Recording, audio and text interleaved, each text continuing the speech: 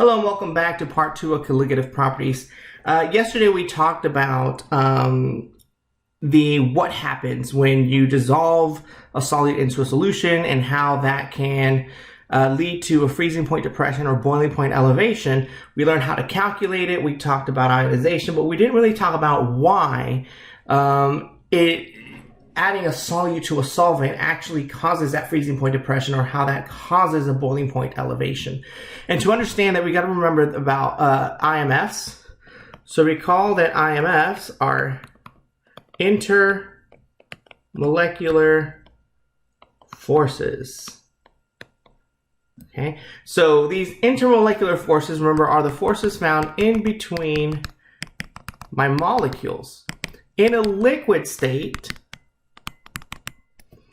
we have these intermolecular forces that are, kind of in the middle. They're pretty strong. They're strong enough to hold the water molecules together, but they're not strong enough to really hold them in place and really truly limit their movement. And it's also going to be strong enough to prevent them from just going everywhere they want. That gives the liquid state that fluidity. That's why liquids can have a definite volume, but they don't have, a definite shape, because they do have that ability to kind of move past and slide past each other.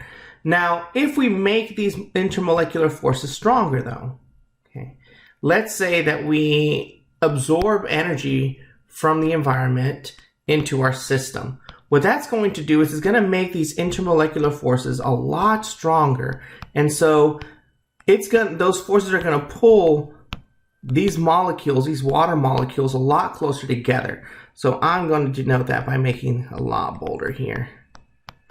Okay, so now I have these IMFs and they're really, really strong. So you have them all between these molecules. And so what these forces are going to do, they're going to hold these water molecules really close, tightly together. And it's going to prevent them from really moving past each other a lot. So it limits their mobility. So now we're in a solid state. That means we have strong intermolecular forces in between the water molecules. And it limits their mobility. So in the solid state, we have a definite shape, a definite volume because of that as a result. Now, on the other hand, if we release energy, okay, if we add enough energy, kinetic energy, in this case, we're raising the temperature, okay, these water molecules, those IMFs, will begin to break with that added energy. Okay. Intermolecular forces will get a lot weaker.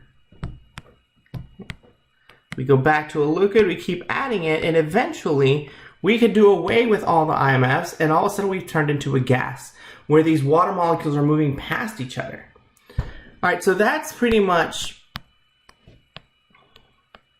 a brief review of IMFs that we've talked about earlier in the year. So what does this have to do with colligative properties? Well, let's say you have something like sodium chloride and I want to add that to my water. All right, so this is going to dissociate into sodium ions and into chlorine ions. So I'm going to denote that here. So here I'm going to get these chlorine ions that are just kind of hanging out. So when I have this solution now let's say that I want to freeze my solution. Well, if I want to freeze my solution, what do I have to do? I have to lower the temperature. So to freeze, I have to lower my temperature. Well, remember that temperature is just the average kinetic energy, okay, of my molecule. So in a liquid, they're moving a lot faster. In a solid, they're moving a lot slower.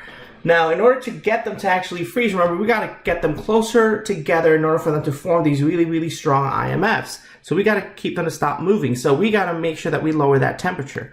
Now, under normal conditions, water molecules are just water molecules. But now let's say that I want to lower my temperature because I want to freeze this substance. Well, I have to get these really close together. But now, if you look at this, now we have to navigate in between my ions that are dissolved in there. So these water molecules now have this blockage. And so it's going to require a much more significant drop in kinetic energy, in other words, in temperature, than we normally would in order to get them to freeze and hold close enough together for them to actually form really, really strong IMFs to turn into the solid state. Now, if I want it to boil, okay, in other words, if I wanted to turn this into a gas or evaporate, to evaporate, I have to increase my temperature. In other words, I got to increase my kinetic energy of my system. So these water molecules have to move a lot faster. But here's the thing. For them to move a lot faster, remember when they're in the liquid form, you still have some IMFs. And now it's not only between the water molecules, now it's also between the water molecules and the ions present in the solution. Okay.